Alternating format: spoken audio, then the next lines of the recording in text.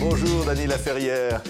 C'est un événement, un grand bonheur à chaque fois de vous accueillir sur le plateau de TV5 Monde, membre de l'Académie française. Depuis décembre dernier, vous publiez un nouveau livre événement, L'art presque perdu de ne rien faire. C'est incroyable de vouloir rien faire quand on est académicien.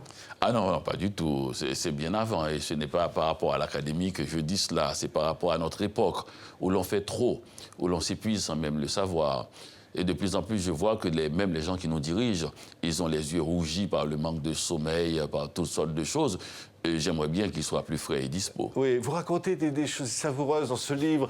Vous êtes avec votre grand-mère, vous regardez des fourmis par terre, et puis il y a une voiture qui soulève la poussière, et vous êtes marqué par cette image. Oui, surtout par l'image de cette femme qui est assise à l'arrière et qui nous a jeté un regard comme si on vivait dans un trou parce qu'il n'y a pas de radio, pas de télé, pas de journal, pas de cinéma, là où l'on se trouvait. Mais il y avait la vie nue, la vie telle qu'on la vit tout simplement. Et il y avait les fourmis, les papillons, il y avait les montagnes, la mer turquoise de la Caraïbe. Et surtout, on ne faisait rien de mal cet après-midi-là. Oui, et ça reste une image qui marque. On est en Haïti, et puis il y a ces lits un peu pouilleux, ces chambres pouilleuses où vous êtes, et vous faites la sieste et vous rêvez. Tout à fait. Là, on a fait un saut à Montréal. Je ne suis plus en Haïti. Je suis dans cette ville et j'ai beaucoup de nostalgie. Ce sont des chambres, oui, c'est vrai, et pouilleuses, mais lumineuses quand même. J'ai le soleil et j'ai hâte de rentrer dans cette petite chambre pour pouvoir rêver à Haïti, oui, pour pouvoir rêver à ma grand-mère, rêver à ma mère, mes amis. Et je faisais des rêves si vivants que j'avais l'impression qu'ils étaient plus vrais que la réalité. Et vous emportez votre enfance avec vous. Vous parlez par exemple d'une bicyclette rouge. Cette bicyclette rouge, je crois que tout le monde en a une d'une certaine manière. C'est une métaphore de la vie. Et je rêvais d'avoir une bicyclette rouge. Enfant, ma grand-mère me l'avait promise, mais je n'ai pas pu l'avoir. Alors un jour, ma fille vient me dire « Et comment ça se fait qu'il y a 3 bicyclettes rouges dans le garage ?» Mais le problème, c'est qu'il fallait l'avoir à 8 ans. Oui. Et non à 40 ans. Vous apprenez l'art de ne pas sourire devant la caméra. Vous dites tout le monde rit lorsqu'on fait une photo. On a l'impression que c'est une sorte de propagande mondiale. Ah, c'est vrai que si on regarde les photos qui ont paru généralement, même dans les maisons, les photos privées, la planète est en train de sourire comme si nous passions uniquement un bon moment. Et dans ce monde-là, j'ai l'impression que c'est vrai qu'on essayait de donner une information aux gens d'une autre planète qui viendraient nous voir et qui découvraient que cette planète-là, celle que nous habitons, est la meilleure chose du monde. Alors vous dites... J'arrête la planète, j'arrête le temps. Le temps est très présent dans votre œuvre. Et puis un hamac. Et comment on dort dans un hamac, quelque part? Ah oui, c'est très difficile, il faut savoir. Et ça paraît, c'est que c'est qu'on regarde la Terre. Et il faut vraiment être impressionné par les petites choses minuscules qui courent à la surface de la Terre. Les fourmis, les scarabées, et les vers de terre. Et pendant que, si on relève la tête, il y a le vaste ciel bleu. Enfin, un hamac suspendu dans l'espace, c'est une forme de vie qu'il faudrait bien... Oui. Et puis il y a les mots, Dany Laferrière. Vous dites les mots ont la saveur du poisson frais, ils ont la saveur d'un baiser sous la pluie. Ah oui, et quand je dis le mot mango, parce qu'on dit mango en Haïti et non mangue, j'ai l'impression d'avoir le goût et le parfum de la mangue beaucoup plus que si je dis mangue. Donc les mots et aussi les mots appris dans l'enfance. Et quand les mots voulaient dire la chose qu'ils désignaient. Oui, vous dites tous ces gens qui s'agitent sur cette terre, dans 120 ans, ils auront tous disparu. Ah, oui, même les gens qui viennent tout de suite de naître, et oui, il y aura une deuxième fournée. Pourquoi dire ça? C'est dire finalement cette ambition, cette agitation, tout ça ne sert à rien. Mais non, ça sert à faire le mouvement, c'est-à-dire la chaîne. Et les gens qui vont venir voudront bien avoir des hôpitaux, des écoles, toutes sortes de choses. Mais en même temps, ça relativise notre présence. Il y a une date de péremption. Et venant d'Haïti, on ne meurt jamais.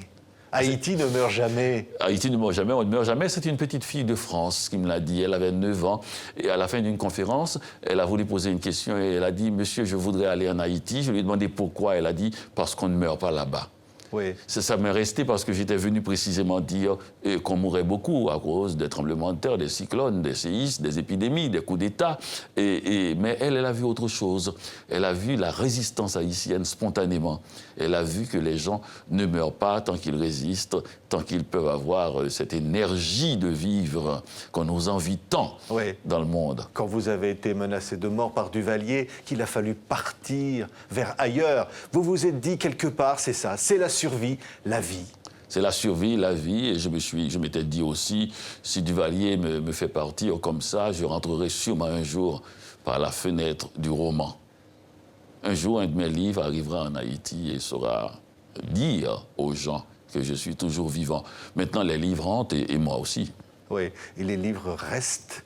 Vous dites dans ce livre, vous parlez d'un de vos premiers livres qui raconte votre enfance, et vous dites ça restera toujours quelque part. Ah oui, tout à fait, parce qu'il s'agit du portrait de ma grand-mère. Et cette grand-mère, j'ai voulu en faire une adresse universelle du bonheur.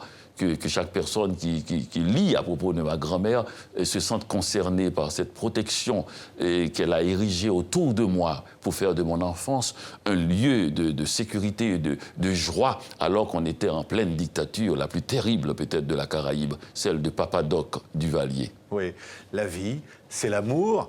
Vous parlez de l'orgasme des mots. Vous dites même, dans le tiers-monde, l'amour pour une jeune fille, ça dure jusqu'à 12-13 ans. Pour les garçons, ça va jusqu'à 90. Oui. Parce que vous avez cet hommage vers les femmes. Ah mais complète, j'ai été élevé par des femmes. J'ai été élevé par une grand-mère, ma mère et ses tantes, et ses sœurs plutôt, qui étaient mes tantes. J'étais le fils aîné, donc elles m'ont toujours entouré. Je suis tissé de femmes. J'ai été enfanté, et consolé, aimé par des femmes, et puis après d'autres femmes à travers le monde. J'ai toujours vu le monde par le regard féminin, ce regard en profondeur de champ, et où l'on peut voir les choses, et aussi un regard panoramique, parce que j'ai toujours vu que ma mère ou ma grand-mère n'ont jamais... Elle regarde tout, elle voit surtout celui qui est seul dans son coin. Oui, et en même temps, vous dites, plus les moyens de communication se développent, et plus le monde se rétrécit. Le monde est trop petit aujourd'hui. Oui, il est devenu minuscule. On n'a qu'à voir les gens même dans la rue. Ils sont toujours en train de parler à d'autres personnes. Comment peuvent-ils voir ceux qu'ils croisent ? Comment peuvent-ils savoir que la personne qu'ils viennent de croiser, c'est la dernière personne qu'ils auraient pu voir s'ils pouvaient regarder? Parce qu'on peut mourir subitement. Oui. Et pourtant, vous êtes, comme le disent les gosses en Haïti quand ils vous croisent aujourd'hui, l'immortel. Oui. C'est comme ça qu'ils vous appellent aujourd'hui. Absolument, c'est bien. Il y a la dérision. Je leur dis, c'est pas mon prénom, mais il y a aussi le bonheur de croire que je vais vivre longtemps dans leur petit cœur. Merci beaucoup, Dany Laferrière. C'est un livre formidable à nouveau. L'art presque perdu de ne rien faire est publié chez Grasset. Merci d'avoir été notre invité. Presque perdu.